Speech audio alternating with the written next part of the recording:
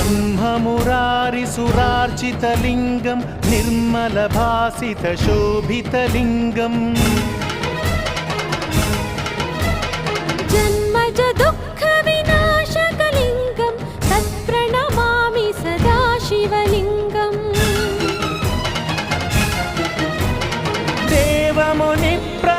देवमुनिप्रवरार्चितलिङ्गं कामदहनकरुणाकरलिङ्गं रावणदर्पविनाशकलिङ्गं तत्प्रणमामि सदा शिवलिङ्गम्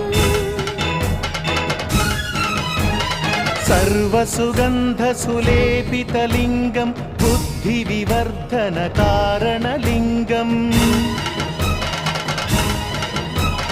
सिद्धसुरा